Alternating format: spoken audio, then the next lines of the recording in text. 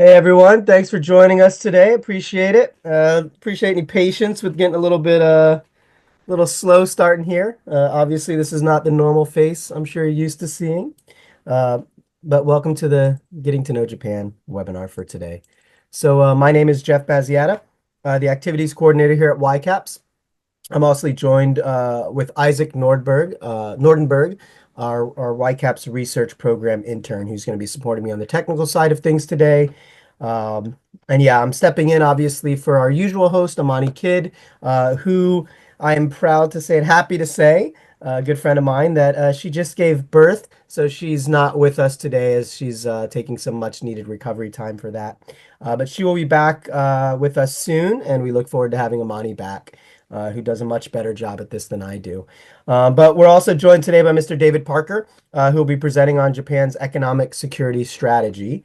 I will tell you a little bit about Mr. Parker now. So Mr. Parker is a senior associate at the Center for Strategic and International Studies, CSIS, in Washington. He's also a PhD candidate at the National Graduate Institute for Policy Studies, GRIPS, here in Tokyo.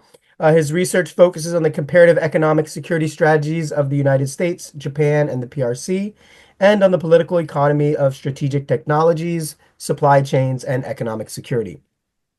Mr. Parker has more than a decade of experience working on economic security issues in the private sector and as a think tank researcher.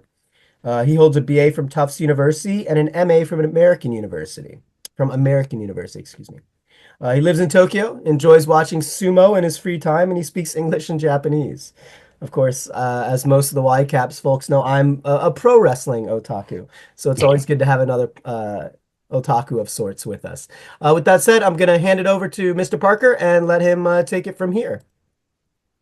Well, thanks, Jeff, for the introduction, and thanks also for all the great work that you and the YCAPS community do. It's really a pleasure to be here today.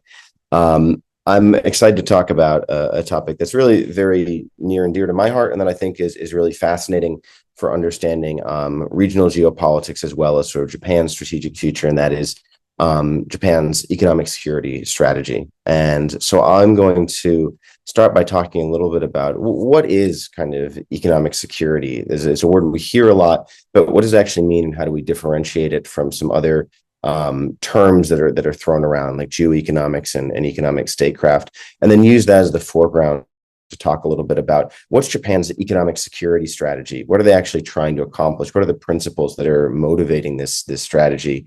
And then a little bit about how we transition from sort of the economic security theory into practice. And then, of course, we'll have plenty of time for Q&A. And I know there's a lot of topics in the news that are quite relevant to Japan's economic security future. So I'll do my best to field those.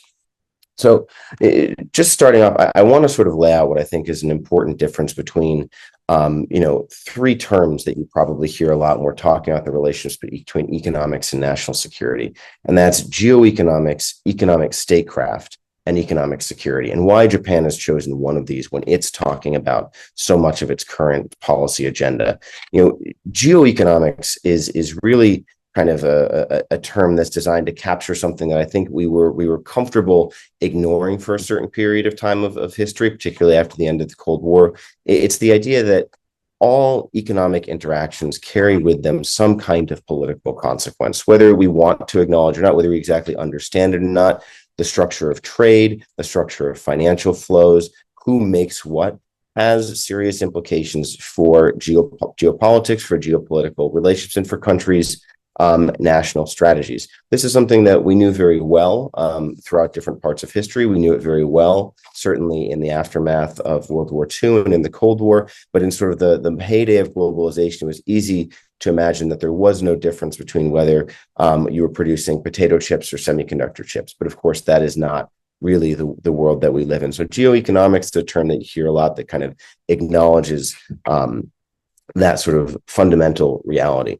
Now, economic statecraft, which is another term that gets thrown around, is different. If geoeconomics is sort of the context that we're thinking about when we're talking about economics and politics, economic statecraft is about the use of economic tools to achieve political ends. This is sort of the definition that the sort of Princeton's political economist David Baldwin uses. It's simple. It's easy. It's a way that you can talk about, whether it's sanctions, whether it's aid, whether it's free trade agreements. These are all tools that you're using to achieve strategic and political ends through economic means. But different from that, economic security is not actually policy automatically. Economic security is more of sort of an end state or a current circumstance. Does a country have economic security, or how strong is its economic security posture relative to another country, or relative to sort of its overall strategic environment? So what you want to ask when you're thinking about economic security is, does the structure of a country's economic interactions, its trade relationships, what it imports, what it exports, the structure of its supply chains, the structure of its financial relationships, who is it borrowing from or who is it lending to, does this reinforce its strategic aims, or does it undermine them? Does it create vulnerabilities that can be exploited by potential adversaries, or does it grant it leverage that it can use to deter coercion or secure more favorable sort of terms for itself in relations with allies and adversaries alike? And so economic security policies are really sort of a subset of economic statecraft that is aimed at promoting economic security. It's altering the landscape to try and better align your economic footprint with your strategic ambitions. And so the sort of classic example, and the one that sort of has been on the minds of so many people, particularly since COVID, is semiconductors, where we found through sort of the COVID crisis that you could have disruptions in the semiconductor supply chain, or actually the medical goods supply chain was another good example, that had really significant consequences for the health and wealth and strategic positioning of nations. And so in the semiconductor case, what Japan has done is recognized, okay, there are areas where they have strategic choke points, where they occupy key niches in the international semiconductor supply chain that they'd like to keep control of, that they'd like to be able to use to sort of deter coercion primarily, but that also they have significant gaps where they're increasingly reliant on other nations, some of which are potentially nations of concern, and they want to make sure that those nations don't have control over choke points that are going to lead them to be able to exert coercive leverage over Japan, really constrain its own sort of strategic environment.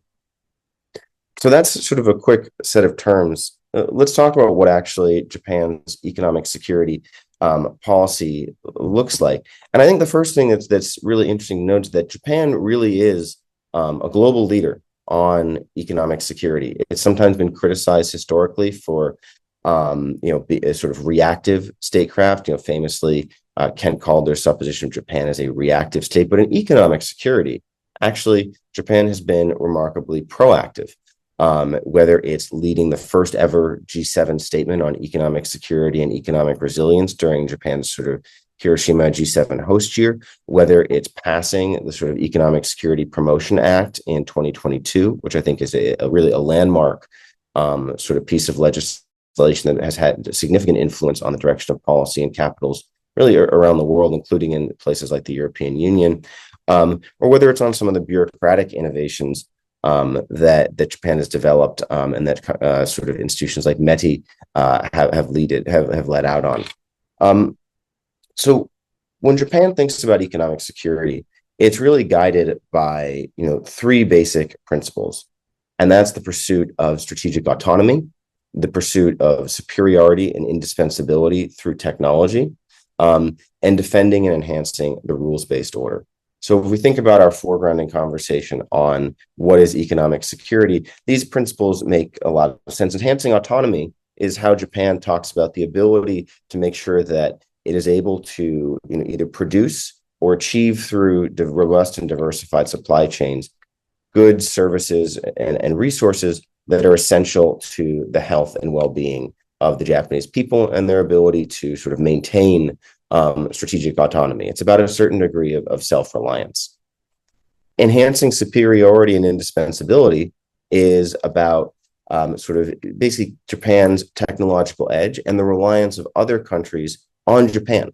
That there is a hope and an ideal that by making sure that Japan has leadership in certain core technological areas, sort of certain digital technologies, certain clean energy technologies, certain sort of biotechnology areas in particular, that they are able to both, proactively contribute to the global economy, to, deter potential coercion by adversaries, and to sort of maintain privileged relationships with key partners like the United States. And then defending and enhancing the rules-based international order, that's something where Japan continues to see the rule, despite sort of the challenges that you see around the WTO or sort of the dispute settlement mechanism there. For Japan, being the island nation that it is, having the sort of supply chains and the economic footprint that it does, the ability to actually maintain reliable access to external resources is really critical. And sort of the rules-based international order is a key strategic priority for Japan in actually sort of making that happen, sort of in realizing that strategic ambition. So how does sort of these three principles of autonomy, indispensability, and a rules-based international order get translated into policy? A good place to start is the Economic Security Promotion Act that Japan passed in May of 2022. And this is legislation I mentioned earlier. This really was kind of a watershed in some ways, because it's one of the first and really only comprehensive pieces of legislation that is designed to kind of create a national economic security program that's sort of led out by the National Security Secretariat, with, of course, support from key agencies like the Ministry of Economy, Trade and Industry, or METI. And the four pillars, because I can't sort of get away without counting. You have to start with three principles. You have to go to four pillars. We'll go back to three more principles for action in a little bit. But the four pillars of that law were really sort of focused on supply chain resilience. They're focused on promoting Japan's leadership in certain key research and development areas. It was focused on sort of security of critical infrastructure, important infrastructure, and what's called a patent non-disclosure regime. It's not a secret patent system. My IP lawyer friends have informed me, but a patent non-disclosure regime. And then there are sort of a shadow fifth and sixth pillar of sort of the national security clearance system, the economic security clearance system that's been developed, and also sort of large-scale subsidies that we see going to enterprises like Rapidus up in Hokkaido, and to some of the other semiconductor ventures that are located in Hiroshima, with Micron, in Yokkaichi, with Western Digital, and of course in Kumamoto with the Sony TSMC Denso plant down there. And so as Japan has sought to, and each of these pillars has significant sort of implementing legislation underneath it. And you can talk through the details of, okay, what are the 13 sort of sectors that METI has designated as being critically important? Excuse me, there are 13 sectors that are designated as important. There are 11 that are allocated to METI. There's one that's allocated to the Ministry of Agriculture, Forestry, and Fisheries, and there's one that I believe comes under the purview of the Ministry of Internal Affairs and Communications. I'm happy to talk through some of these and the different ways that Japan is trying to shore up specific parts of the industry or so of its economic footprint. But the point I want to make here is that there's a comprehensiveness to Japan's efforts in the area of economic security that is really unique and distinctive, and sort of becoming a core element of Japan's overall sort of strategic posture. And I think you even see that in some of the bureaucratic innovations that Japan has developed. Last year, taking sort of the Ministry of Economy, Trade and Industry, one of their bureaus that was focused on sort of international trade, and actually renaming it to be the Economic Security Bureau. And so I think some of these bureaucratic innovations show the way in which Japan is kind of engineering itself to more thoroughly integrate more thoroughly integrate economic security into long-term strategic policy making. And while I think in the US, there's sometimes the impression of Japan as this sort of industrial policy juggernaut, or this idea that sort of that was left over from the 80s, that Japan just has always had this sort of strategic economic mindset that's sort of guided its pursuit of long-term advantage in core industries. A better watchword when you actually talk or spend a lot of time working with Japanese companies and working with Japanese strategic thinkers on economics is seikei bunri, the idea of the separation of economics and politics, and that this reintegration that we're seeing, and that we're actually seeing geopolitical considerations being brought more explicitly and clearly into sort of Japan's economic policymaking, is actually quite novel, and more novel than it seems, even if in the longer run, historic context back to Meiji and sort of Kyohei, of sort of rich country, strong nation. It's not an aberration in terms of the evolution of modern Japanese strategy and policy. It certainly is, and it comes at a really important time, because the reality is that Japan does face an extraordinarily challenging external environment into which it's now sort of trying to advance its strategic economic interests. Obviously, anyone who spent significant time in Japan will think about sort of the Shoshika Mondai and the sort of declining aging population. And that's something that has implications for really all sort of elements of Japan's national security strategy, and economic security is no exception. How do you maintain leadership in these core industries of the future with a workforce that is aging, that is shrinking, with the implications that has for consumer market, for economies of scale, realizing economies of scale in your domestic market, for attracting top research talent? It's really a significant headwind, even as it creates certain opportunities and imperatives for the adoption of new technologies. There are some advantages to being sort of labor constrained in terms of your willingness to seek for and grasp productivity enhancing technologies, but there are also very significant headwinds. I think it's also true that I'm talking about economic security a bit in a vacuum without sort of naming names. But if we are to name names, then we start to talk about the People's Republic of China, and very quickly you realize both that the PRC has adopted and maintains, despite sort of occasional diplomatic speak to the contrary, an extraordinarily aggressive posture toward Japan. Extraordinarily aggressive in terms of the way in which economic coercion has been deployed against Japan, extraordinarily aggressive in terms of the daily incursions that we see by PRC sort of military and quasi-military assets into Japanese sort of strategic space, and extraordinarily aggressive in terms of disinformation, misinformation, other efforts to sort of shape Japan's political economy. So Japan is really facing a quite determined adversary, or sort of strategic challenger in the PRC, and this is also true in the economic security space. While I think most of the people on this call will be sort of familiar with the fact that the Chinese economy is not doing particularly well at the macro level, I think it would be foolish to ignore the really impressive gains that they've made in strategic technologies over the past decade, particularly since the Made in China 2025 strategy was first announced. And if you look at the areas that 10 years ago you really would have said were bastions of strength for Japan in terms of its position in the global economy, not only semiconductors, but autos, but specialty chemicals, for example, the kind of very, very high quality, 11 zeros per pure photoresist that's necessary for the production of advanced semiconductors, or the sort of very, very niche specialty chemicals that are, necessary for making organic LED screens and giving them that brightness, the crispness, the clarity that are sort of you're seeing in consumer models. All of these are areas where China has made really, really significant inroads over the past 10 years and has captured an increasing share of the global supply chain. Not only has it captured an increasing share of the global supply chain, but it has shown a growing willingness to weaponize that to achieve both its strategic economic gains in terms of forcing more production to transfer into China, and more intellectual property to transfer into China, but also to quell and deter other countries from criticizing what China defines as its core interests. And of course, what China defines as its core interests is a moving target that's generally moving in the direction of expansion. And so from Japan's perspective, the inroads that you're seeing into the chemical sector, into the auto sector alone, the extended auto sector accounts for something on the order of 25% of Japan's exports.